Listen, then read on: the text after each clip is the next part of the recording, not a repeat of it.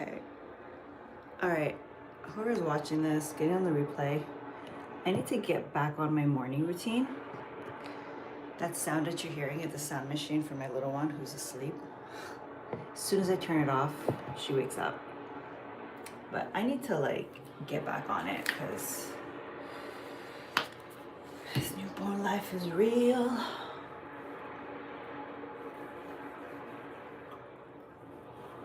Learning to do things with one hand.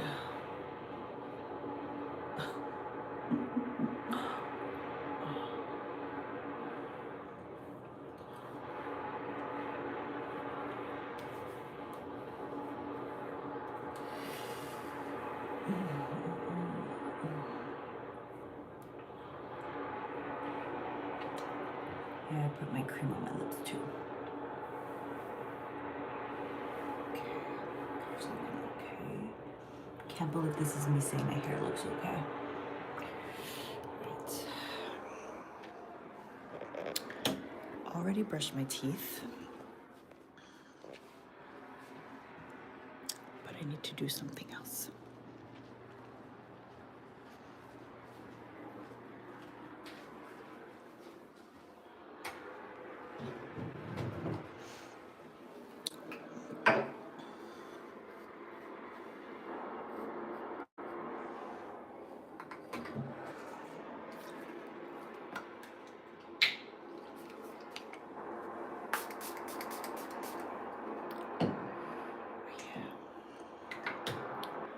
Okay, this is life as a new mom. Spray that shit and you feel good, like fresh. Okay, I'm gonna get my journal because I haven't been journaling at all. Well, very little, and it really helps.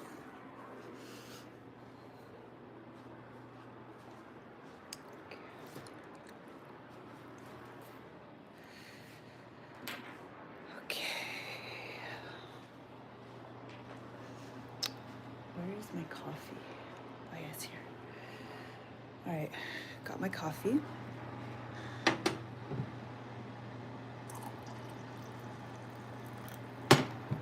With my mug. It's possible. Represent. That's my group. Okay. Look at this. She's just sleeping. She has no idea. Ruler of my life. Oh my God. I swear, people tell you, I knew you have less time once you have a kid. You're stupid if you don't know that shit, you know? But it's it's like nothing, no amount of knowing prepares you for it at all. Just no amount of knowing, no amount of knowledge prepares you for the actual experience. Okay, is she breathing? Shit. Okay, she's breathing. She's so comfortable. I'm like, is she alive? All right. Hi. So we're just relearning our morning routine here. And by we, I mean me. Because I used to have such a solid morning routine. Now it's all like, let me spray my face. Let me look at this. This is me in the mornings now. But I want to get back on journaling because my mindset is suffering a lot. I'm also Iranian, so I mean, unless you live under a rock, you've heard the news, and it's a lot. Plus postpartum, plus newborn, plus constant mess in the house. I'm just not used to this shit. Anyways, oh, you're so sweet. Thank you. Okay, so one of the things that I always did before was do gratitude journaling. And it sounds so basic, and it is basic, but I discovered it about 15 years ago. I saw this YouTube by the guy who wrote The Happiness Project or something. and Sean Acorn, and he actually did a study where they measured people who tracked what they were grateful for, and it made such an impact on their life. And I think the study was about Harvard students. Like, they got into Harvard, they were excited for like all of 2 weeks, and then they were back to being miserable. And it's crazy because it's like they got into Harvard, you know?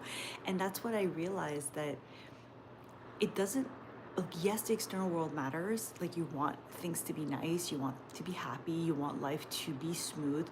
But if we always put our happiness like waiting for the next thing to make us feel good, we will always be waiting for the next thing to make us feel good.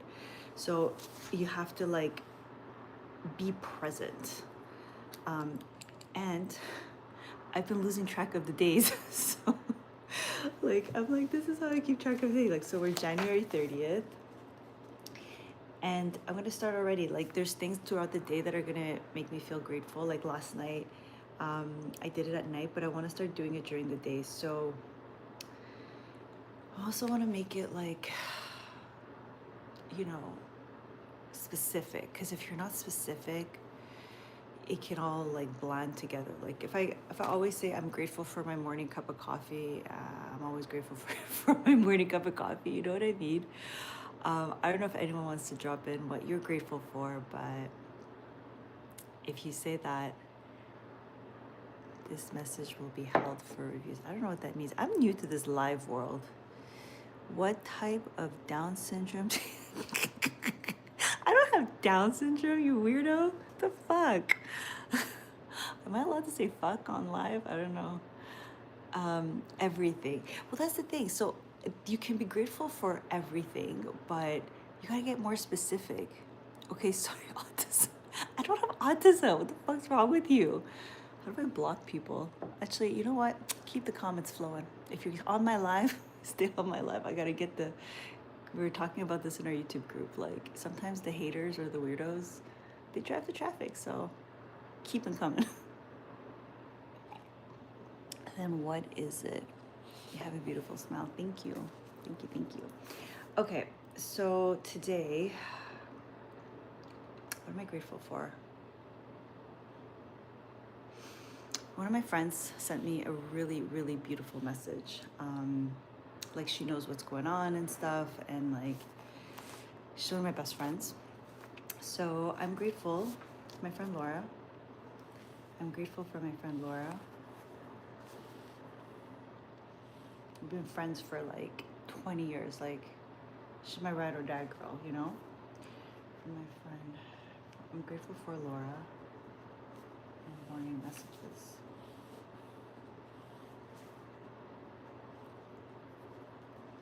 I remember the first time I did the gratitude journaling. This is like before I knew, this was such a long time ago. I wasn't even conscious of like manifestation, mindset. Like, I was a disaster at that point.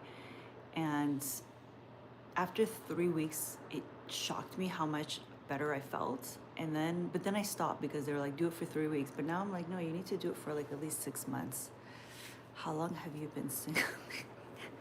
What the fuck is wrong with this guy? I'm actually married. I've been married since 2020. Yeah, I see. I can't even do simple math this morning because I'm so tired. So I think that's all I'm gonna do. See, it's simple. One little sentence. How grateful I am. And now I'm gonna go undo the dishwasher.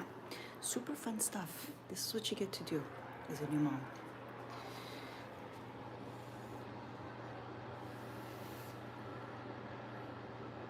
I don't know. This you guy, you're like on a tear. Jack something, you're like going for it. You keep going, bro. You keep doing you.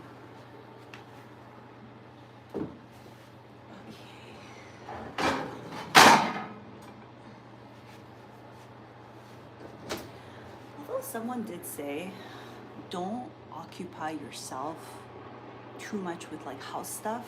Let me put this up. Because one of the things that happens when you have a newborn is you literally can't do everything you want it to do. And so sometimes there's like such a, like for me, the house being a mess, like just seeing like the recycling there, like it drives me nuts. But sometimes you just gotta like let shit go a little bit. But not right now. I gotta do the dishwasher. I can't start the day with messy dishes. No, that's not gonna happen. Although it's very hard to do it with one hand.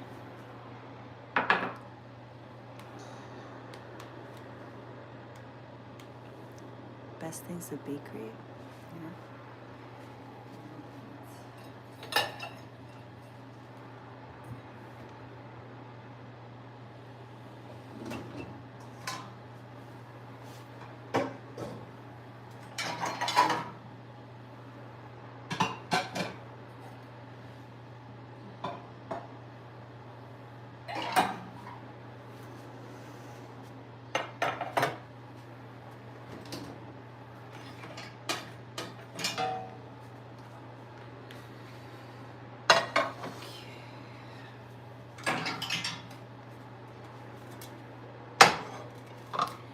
I think the best advice I've gotten so far with postpartum is to drop my expectations to the floor.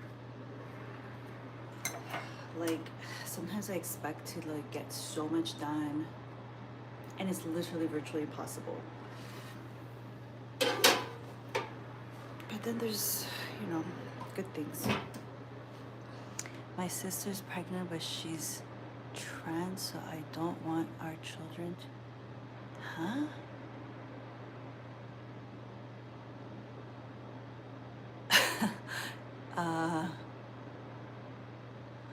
I think I need more coffee for this comment.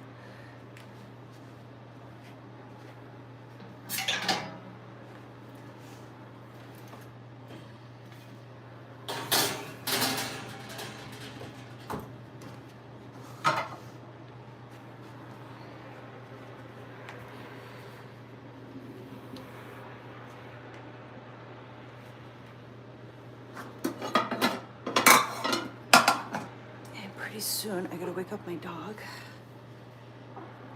You okay, honey? She's so cute. I gotta wake up my dog and take her for her walk. That's one good thing about having pets. They will force you to get fresh air. It's like minus 45 degrees outside. I'm exaggerating. But it's for sure like minus 15 degrees Celsius, like consistently. So you're not tempted to like get out first thing in the morning, but it does feel good. Like she gets so freaking excited. Maybe I'll show her to you guys. She gets so excited, and like she has to literally go outside to pee and poo. So she's like this big too, so she's got like 5 jackets on. But yeah, you go and get like some fresh air. I am 40 years old. 40 years young.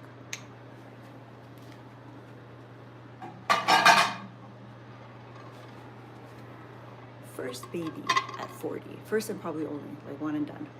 So if anyone's watching the the replay, don't ever let anyone tell you that you can't have kids later in life. I think I'm gonna hide this comment. Thank you.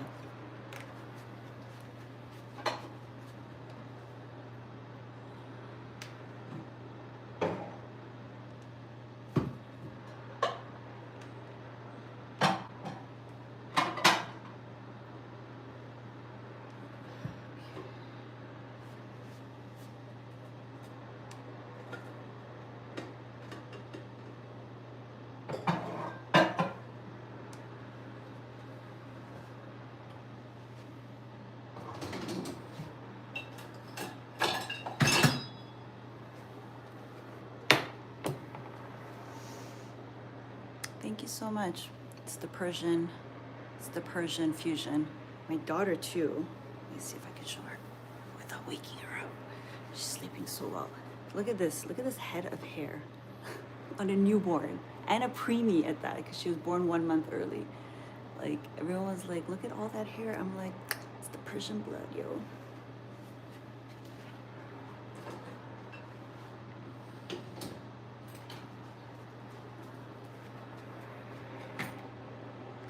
Tell me what you guys do in the morning.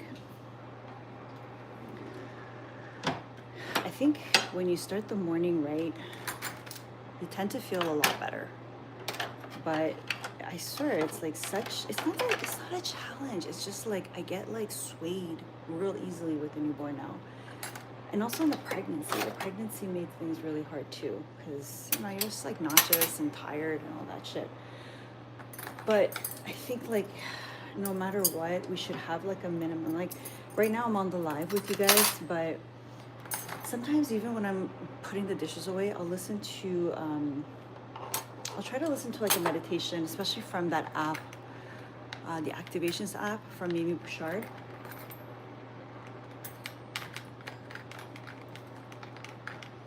Because I feel like if not, we just get into the doing. We get into our feelings. Like I was listening to this podcast the other day, and it's such a good reminder. If you wake up and you let your feelings, like let's say you wake up and you don't feel good, right? Which can happen for a myriad of reasons. But if you wake up and you let your feelings decide your day, you're screwed. Because your feelings will change. You're not meant to, like you're meant to follow your feelings at times in life. Like you're meant to follow your heart, that I firmly believe. But if you wake up and you let your feelings decide your day for you, you'll never get anywhere special in life. Because it's like a catch-22. Like let's say like I woke up today, I feel tired. I am a total nerd, aren't I? So you wake up, you feel tired, and you feel shitty, right? And it's like you're like, oh, okay, I should like do something to give myself a break because I feel shitty, which I do sometimes, especially now as a new mom. I'm like, okay, I woke up, like I don't feel that great. Like I'm not gonna try to be fucking productive like first thing in the morning. Forget that. But then it's like, then you don't do anything, right? And then you feel bad about the fact that you got nothing done, or like you didn't advance on your stuff, like you didn't go for your walk, you didn't like, I don't know, if you have your business, like do something for your business, like you didn't clean your home, like whatever it is, like whatever, everyone has their own shtick. So then you woke up, you didn't feel good, so then you didn't do anything. You indulge yourself, and then you don't feel good about that, so then it goes into this loop, right? At some point you got to break the loop. But like when circumstances are challenging or more challenging than your norm, it can feed into the cycle. So I'm like, no more. No more.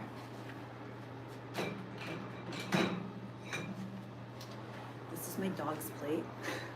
She gets hand-fed food.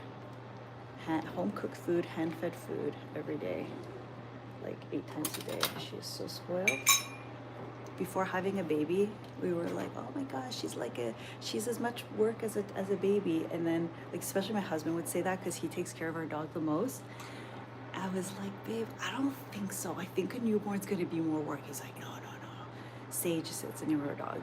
She's a lot of work, and she is a lot of work. But like now that our baby's here, he's like, yeah, okay, no, she was a lot. She's a lot easier, even though we literally have to cook her meals and hand feed her every day. Adults shouldn't need to use the word like. You're so right. You are so right. I think that I've actually caught myself saying the word like way too much, and it really bothers me. So thank you for pointing it out. And I am going to do everything I can to stop, because I feel like, you see, when you use the word like filler words, you're not thinking straight. I mean, part of it, yes, I do have right now mom brain. I am postpartum. These are my excuses. But ultimately, you shouldn't be using the word like as often as I am.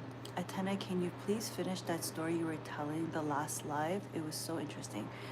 What was the story? Can you remind me? If you remind me, I'll remember, and I will continue it. Listen, I don't remember what I had 5 minutes ago for breakfast, so I'm joking. I haven't had breakfast, but if you remind me, I will definitely finish the story.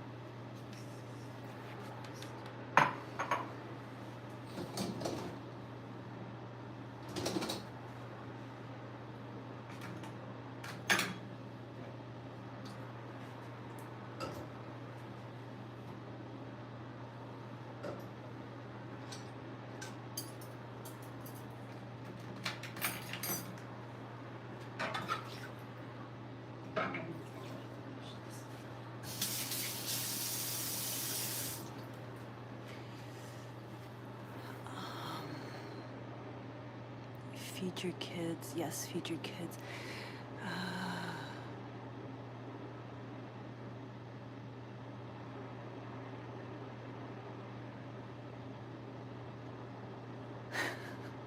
You never said such a story. You're so funny. You're confusing me with someone else. I've been to the Philippines. Okay, let's see. This is before you met your ex and way before your husband. I love the family you have now, but it's so interesting that people can change over the span of 3 decades. So I've been to the Philippines, but I went when I was in my 30s or late 20s. I went for work. I went because I was a private sector consultant, working for the World Bank, I was working for a consulting firm that had a project for the World Bank. And I was in no relationship at that time. And I was in the Philippines for 4 months. And I dated one person. It was not like, it was a whatever relationship. As one of my friends put it, a filler relationship. It was so mean to say, but it was kind of true. But I've never been a lesbian. So I think you have me confused with someone else. I've always been straight. I always wondered what it would be like though. One of my friends became a lesbian and she's living her best life. Living her best life. Yeah, people can change over the span of 3 decades. I would say for me, the biggest change I felt in the last 3 decades is I've kind of let go of the stories of how life needs to be lived. Not kind of, I've completely let go. Like I said, I was a private sector consultant. I was trained as an economist. And then I just realized that life, I will never get what I want from that life. Like, I will never find happiness in that life. Like, again, I'm saying so much, I'm so sorry. Not sorry, sexy. Doing my best to remove these filler words. But it was such important sounding work. I felt like,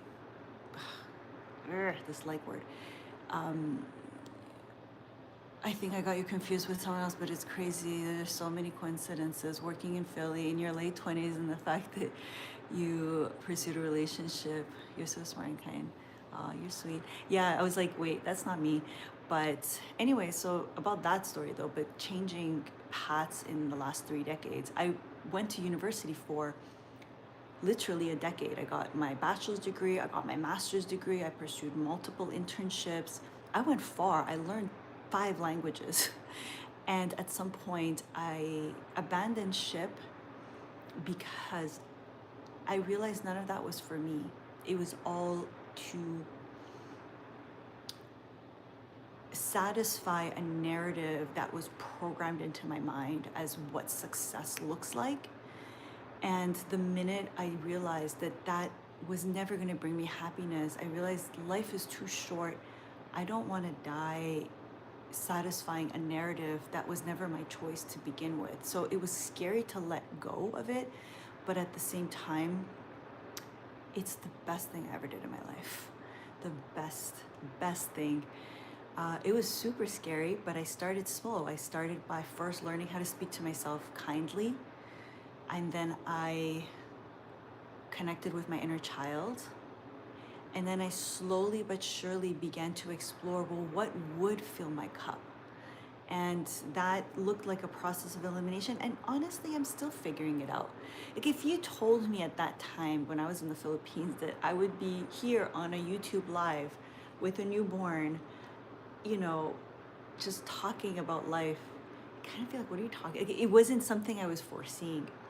And I think also being in a relationship that's been very healthy. My husband and I have been together for a decade. And he has taught me more about connecting with my heart and my truth. Like, he calls me out on all my shit, and at the same time,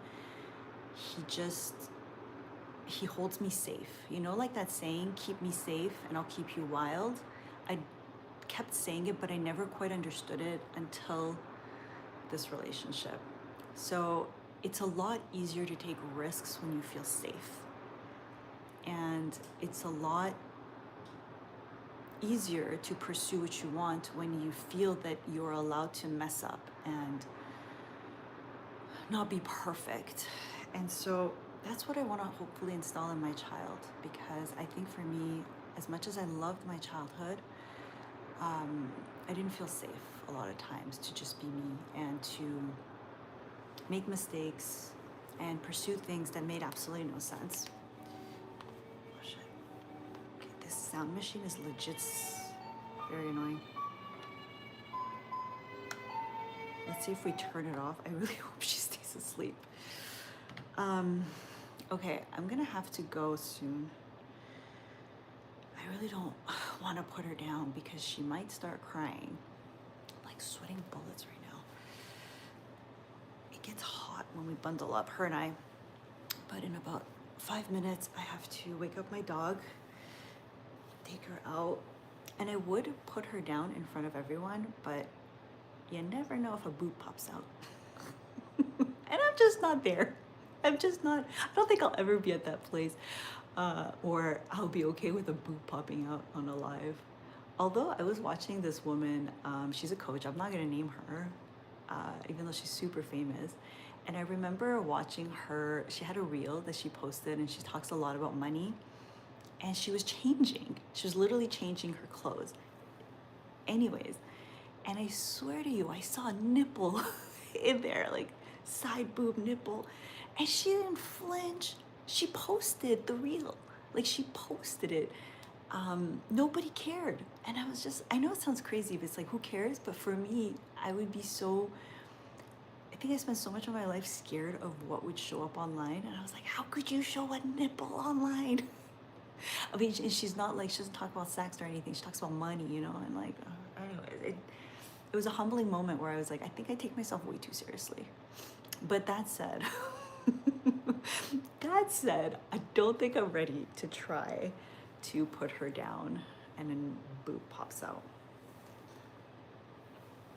Also, I don't know if anyone else thinks of this. I think it's just a mom thing, but I don't know if I'm gonna ever show her face online.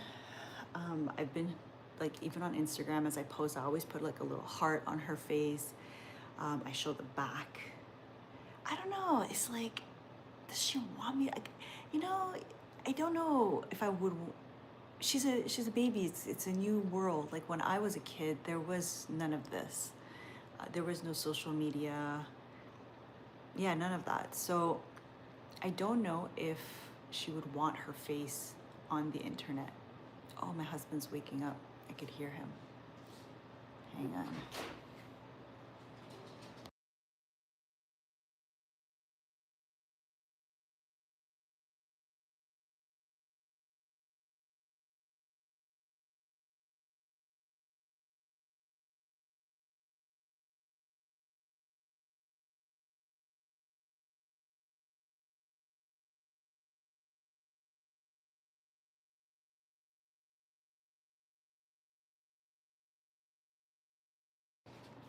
All right, guys, I gotta go, but let me just show you my dog real quick.